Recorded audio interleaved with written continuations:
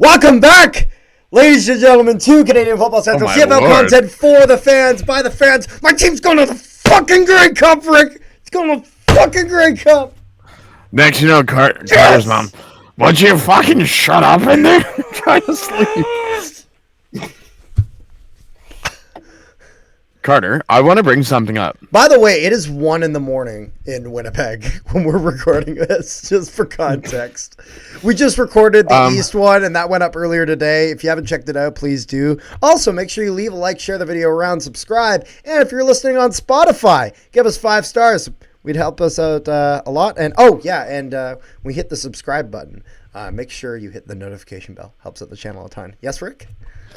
So, we were just talking about this off camera. Yeah. There was a few players, Nolan and Sales, on the defense that did not show up. For Saskatchewan. Let's talk they were about missing in action. MIA. Hold on. Let's talk about Saskatchewan's mother effing offense. Keon Schaefer-Baker, 17 fucking targets. 17. Yep. Did they not think that... Oh, sorry. MLS had 11. That's 28 passes between 2 people. Did they not think, like... I mean, Keyshawn Johnson only caught 1 out of 6. Stearns was 1 for 3. Well, like, and Johnson had that bad one in the end zone where for 10 yards... It was off the left hand, off the right hand, off the left hand, off the right hand. Literally hot potato for 10 yards.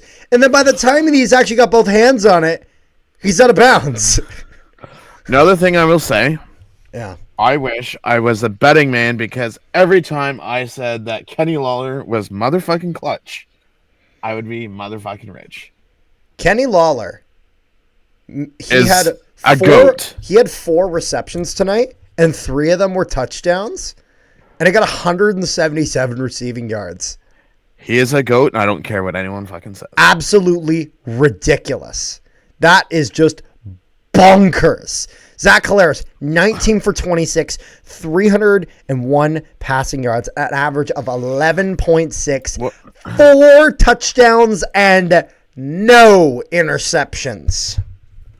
Okay, so the first possession, and Brady Oliveira ran over 100 yards and also got a touchdown. So, okay, so the first one was second possession was a touchdown. It's like, okay, so here's the thing. So second one, after Korzak punts it, Whitehead gets it at the 21. Zach Collaros throws it for a 60-yard pass. It's like, I'm like, okay. And then he turns back and throws it to the fucker. 24 yards. Yeah. For a touchdown. Kenny Lawler, literally, you know what's funny? It was an 89-yard drive on 2 passes for number 89 to get a touchdown. Absolutely wild stat. Also, so the interesting thing is that we were going into this game and literally like just minutes before the game started, we learned Nick Arbuckle is starting the Grey Cup in Toronto. So now we're like, oh boy, guys, we want to win this game all the more because that is, again, it's not a gimme. Grey Cups are never a gimme. Anything could happen. However, can't say it's not a good sign in terms of what you would think is an easier quarterback to go in. So I say, would you think you would think because we haven't seen him play in that Grey Cup game yet. So, fair enough. So however, I don't know. Did you watch this is going to be a weird question to ask you, but I have a genuine question. Did you watch the coin toss to this game? Did you notice I did not what see happened? The coin toss. So, no, I did not. If you watched the coin toss, then you would know that even though Saskatchewan won the coin toss, they were off to a rough start before the opening kickoff, as the coin that they used had a poppy on one side and the Vimy Memorial on the other, because it's Remembrance Day on Monday. Yeah. And so the ref's like, we have the poppy on one side and the Vimy Memorial on the other. Brett Lothar, what would you like to choose? Brett Lothar says tails. Now, Brett Lothar, I don't know if you know what a poppy is or what the Vimy Memorial is. I don't know where the fuck you heard tails in any of that. Because he was given option A, option B, and said, I'd like number 14, please. And so it's like, that was not one of the options. It's funny because No, they won the toss, but we were in our seats and we're like, this motherfucker just said tails when being offered a poppy and a war memorial. What is this guy talking about? So I had a nice discussion with one of our members in chat today. That's funny. And he goes to me, he goes, Rick, what's your outcome for this game? And I said, okay. The last game was 2 points.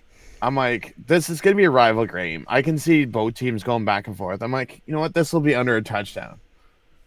Boy, was I freaking wrong. Yeah. No, it's Riders. The Riders struggle in Winnipeg. And that continues. Not only that, but is this the last time we see Trevor Harris? Might be. That guy's 36. No, I'm trying to say. That guy's 36. Now, if we go into it and we look at, so if we talk about, like, when we start bringing up, like, maybe it's the last time we see him, it's like, okay, how did he play? So if we take a look at this, we would see that he went 25 for 44. And it's funny, those 44s, because near the end of the game, they couldn't throw the ball. They couldn't run the ball because they have to throw it. They have to try to get more yards. And he got 1 touchdown, didn't throw any interceptions. It is kind of funny in the sense if there would be three turnovers I can think of, but those were turnover on downs. There would be one situation where there was a botch on a punt, but that wasn't even a turnover. That was just they just kept possession. Okay, so let me ask you this: what did you think of Korzak's fake punt for their first down? I mean, I thought it was a good play. Worked. However, you guys definitely did not see that coming. No, we did not. But here's the thing: it was a risky play to take. First of all, it's a fake punt, just a risky play in general. But then, second of all, that's a one-time use because the second you do it, no team will let you run it twice on them in the same game. You know what I mean? No. So once they did that. It then meant that if they ever needed to go for it on third down, they would have to just line up like a normal play, and the other team would know, because you would not be able to get away with it twice. Yeah. But it was one of those things where sure they went and they faked the punt there, but they had to end up punt. They drove the field, got the touchdown, but like, did they do much of anything else other than that? No. So to answer your question, Trevor Harris's contract was only until the end of this season, and he is 38. So I honestly... Is he 38 or 36? I thought you said that he was 38. I don't know. We were talking about a lot of different ages. He might be 38. So anyways, he went 25 for 44, 283 yards. Yeah, he's 38, and he's getting... I can't see him playing. He plays one more season tops, like at absolute most. He either retires now or next year. So you think if he comes back, he'll sign a 1-year deal? Yeah, if he comes back, that's an if. But I mean, if Trevor Harris doesn't come back, does that open the door for Vernon Adams to go to Saskatchewan, or do you? Or do they go to like Bethel Thompson?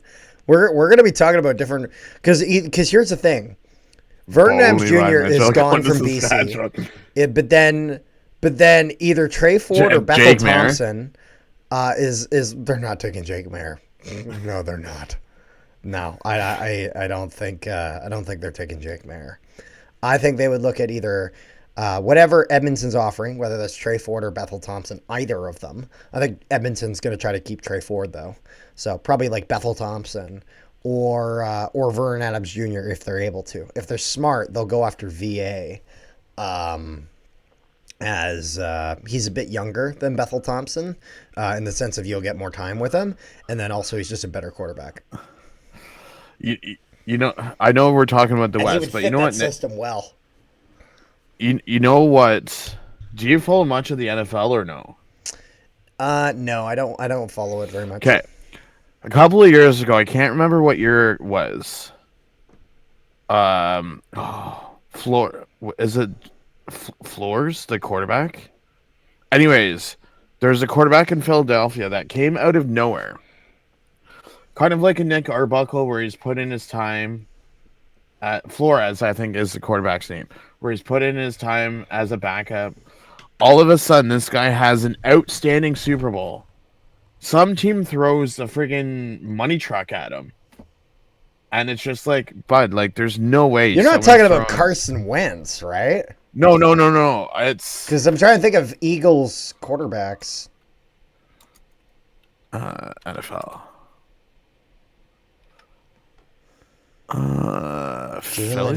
Jalen Hurts? Brian Flores? Oh, Nick Foles was who I was Nick thinking Foles! Of. Yeah. Okay, I know who Nick Foles is. Sorry. Because I'm trying to think of like Phillies. But yeah, it's just like he has like one good. He has like one good Super Bowl, and then they just throw like the money truck at him. I wonder if that's going to be the same thing for Nick Arbuckle. The guy goes in for it's like the NHL's like Darnell Nurse ordeal, where they're like, "Oh yeah, you had one good season. Here's $10 million." Fucking. Well, I'll offer Nick Arbuckle to be our starter and give. Well, you got to be careful about a guy having one good season and then giving him all the money in the world. As believe it or not, hold on. There is a team right now that is really regretting that decision. Hold on. BC Lions. Give him 100,000, cheapest out of the quarterbacks, and then give him what that community money funding or whatever the frig that's called. Community? You mean the media? Whatever you want to call it. Community? You make it sound like everyone's banding together to keep him around. Like the community. Grandma's going around with a fucking bucket asking for donations but they have to go out into the general public. We'd love for Trevor Harris to stay here. So if you get, it's like that girl from Back to the Future. Save the clock tower, save it, save the clock, save Trevor Harris, save this contract. Michael J. Fox is like, "Here, man, here's a quarter. Take a flower. Save the clock tower." Yeah, Michael J. Fox, after being is about to kiss a smoking hot woman, then gets interrupted by "Save the clock tower, bitch." Oh my God! We need Trevor Harris for one more year. Save Trevor Harris. Save Trevor Harris.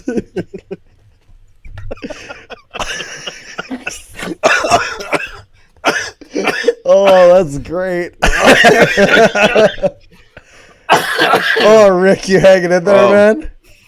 Thank you to everyone at home for listening to this fucking nonsense. Oh my Lord! I can just imagine Carter. I can just imagine Connor sending me a text message. What the fuck was that? Yeah, exactly. He's like, I'm like I just listened to your video and you guys went on for like 2 minutes about like save the clock tower. Save Trevor Harris. Save him. Keep his family in Regina. You know what we should have done? Gotten that picture from in the scene of that lady with the flyer, Save the Clock Tower, and put Trevor Harris's face on her body. Save Trevor Harris. save Trevor Harris. We're talking about this girl right here. Wait, there she is. Save the clock tower. Oh my God, that was way funnier than it should have been. Oh my God, Rick, it's late, man. Now, there's a few more things. Getting back to the game. Maybe if the community in Arizona did that, maybe they would have been able to save the Coyotes. No, they wouldn't. No, they wouldn't. Anyways, let's get back to this game. Terry Wilson, short yardage. Oh my lord! Got a lot more than short yards. What was that, like 69 or 60 yards? No, he didn't. He ran 51 the whole game. He didn't run. It was like 40 though. 48. That's what it was. It was 48, really? Shit, yeah. Mm-hmm. I guess every other time he was in, he only needed 1 yard. So, but no, it was he got a lot. And actually, Saskatchewan would take a penalty once he was out of bounds. The guy then kind of took him down after he was already out of bounds. So Saskatchewan took a penalty, put the Bombers really close, and then that's when Dembski got his touchdown. I noticed that you got up until Claircius, Wheatfall, and Whitehead caught the ball. You guys only really threw it to 4 receivers too. Yeah, because they kept catching it. We didn't need to throw to anyone else. Dude, Henderson was going against Kenny Lawler today, and Henderson, like, I've already, Rick, went onto Instagram. I've seen the pitchforks. Like, Henderson. For what? Henderson.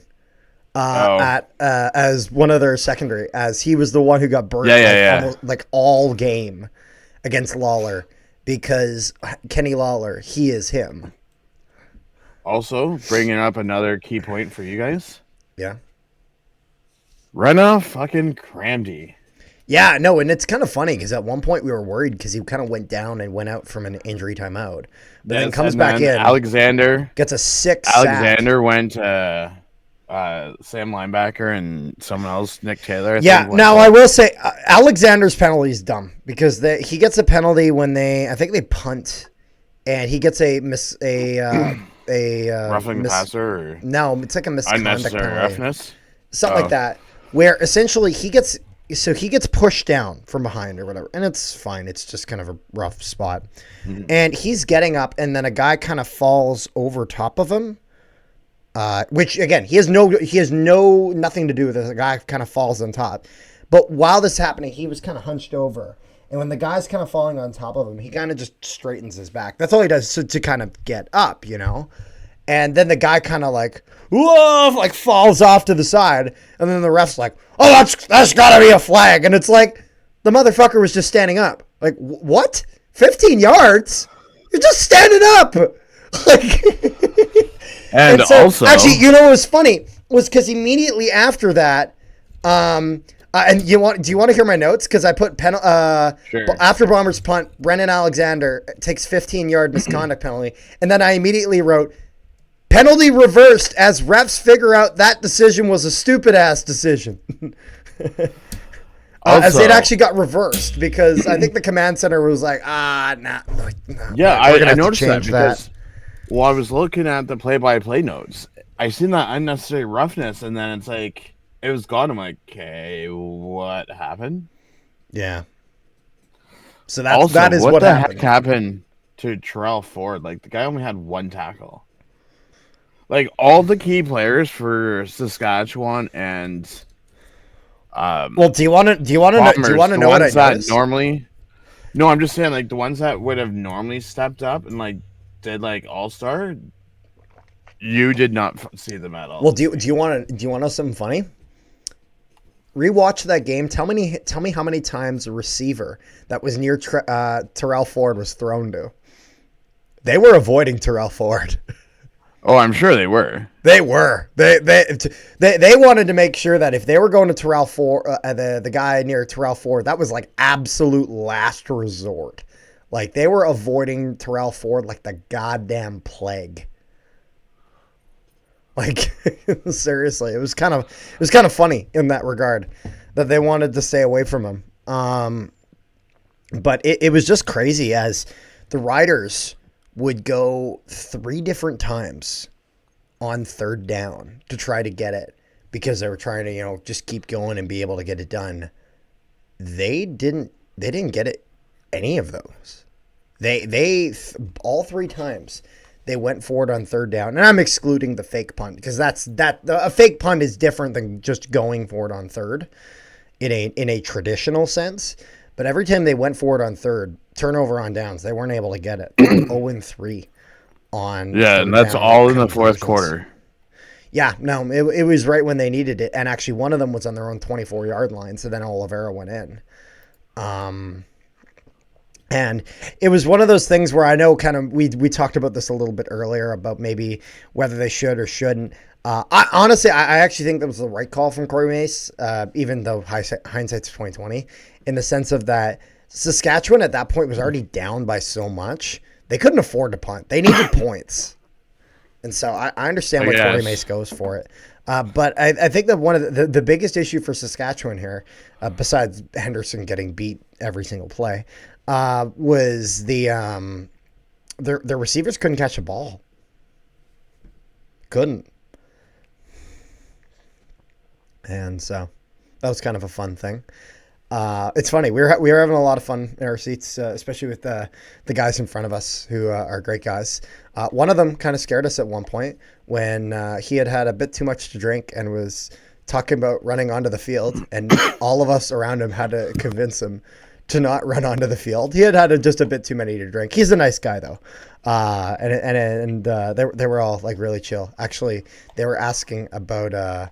Because they could tell that I was like recording in my seat. By the way, if you guys haven't, go to the Nolan Hockey Podcast and check out my bomber video there. It is wild. I'm sure Rick will check it out later and text me about that about how crazy I was at that, and I'd be like, "Yeah, Rick, that's me." You know. Oh yeah, considering that everyone in our chat thought that you were drunk when I. I only had one Caesar, and it was just no. But I thought. Either A, you're crying, or that you had no voice because you were screaming during the game. No, I'm just crazy and not normal. Oh, no, that's all that is. It was just kind of it was crazy in kind of that other sense. I'm looking at. So I wonder if Toronto pulls the Montreal from last year and wins the Grey Cup. Or if you guys get revenge from 2022. Revenge. It's like that thing, like that Darth Maul, like, I must have revenge. So. Like, I didn't even see Sergio. Okay, Sergio Castillo kicked one field goal. Like, you didn't even see him much out there. Because we didn't need to, because we were hitting the end zone. No, I know. I'm just saying, like, for this type of game, like, you didn't even see. Like, Brett Lothar was only out there 3 times. Yeah. But other than that. Yeah, I mean, it was kind of wild. And it was crazy to me in the sense of that the Bombers were able to. It reminded me a lot of the East semifinal in the sense of where instead of Ottawa getting points and Toronto responding immediately, it was Saskatchewan getting a little bit. And then Winnipeg immediately, then just 2 plays down the field, bang, 89 yards, and they got a touchdown. They're on the board. And so the Bombers just started hot, and they just rode that through the whole first half. Yeah. The Riders tried to turn it around in the second, but then that kind of quickly fell apart. And then once Winnipeg gained the momentum back in the second half, it was game over at that point.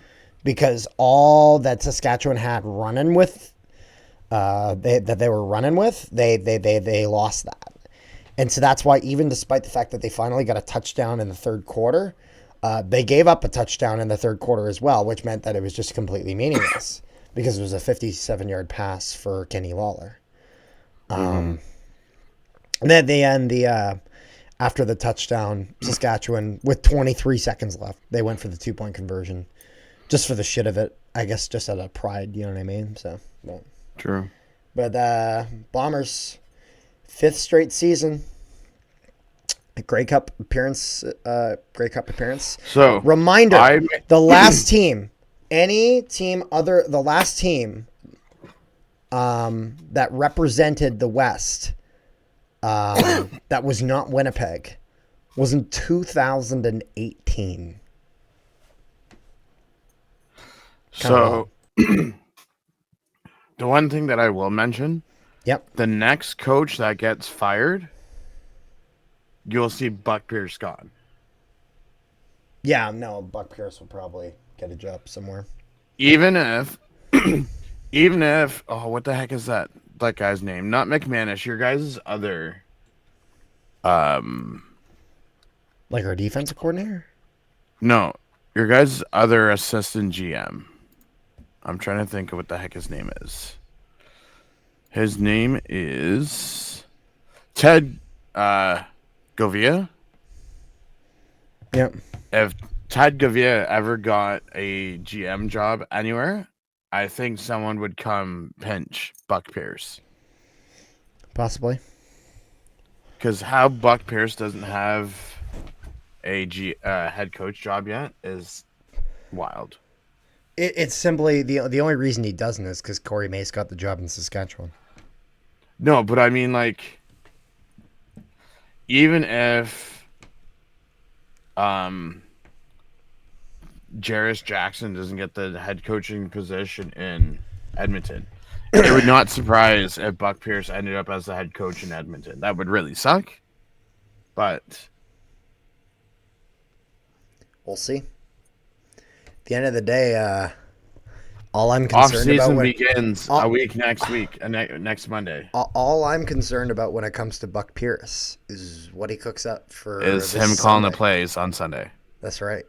What kind of offense we're cooking up against Toronto in the 111th Grey Cup. It's gonna be now. I will say it's good. Oh, Saskatchewan. If any fans, any players are watching this game, or watching this video, first off,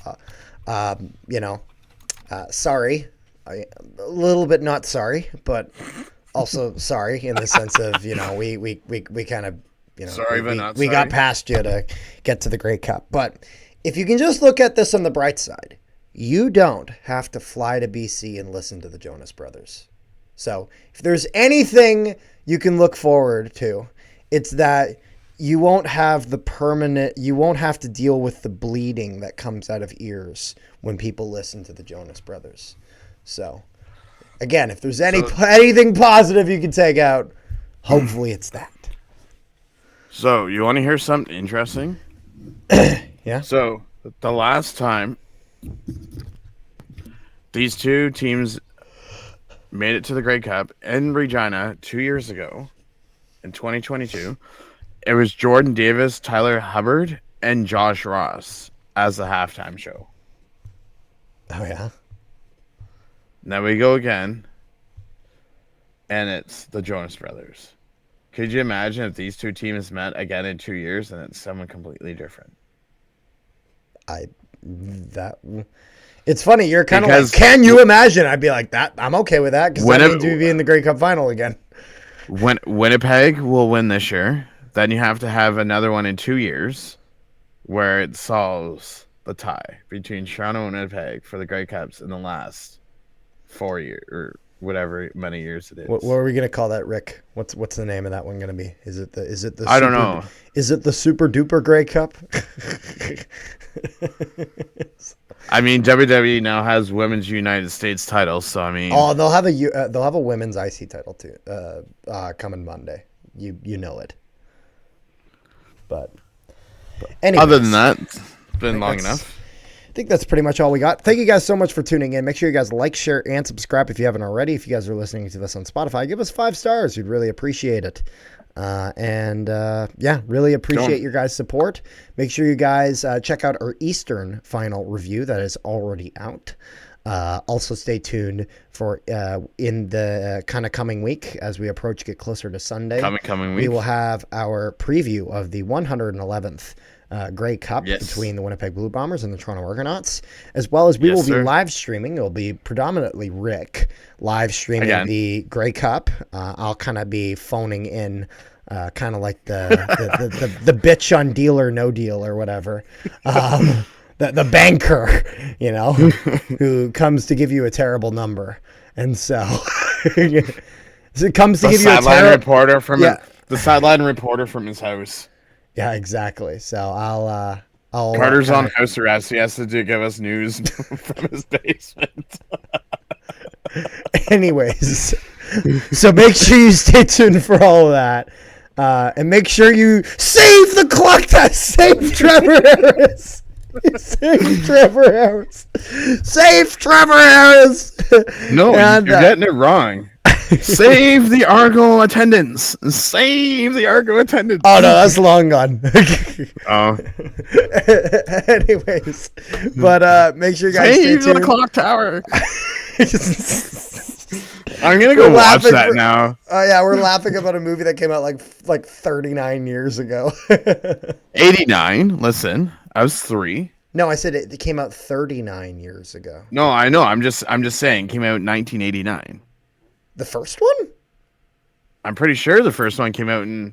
I thought it came out in 85. I thought the first one came out in 85. I thought the last one came out in 89. Oh yeah, you're right. Yeah, 85. Yeah, so I wasn't even born then.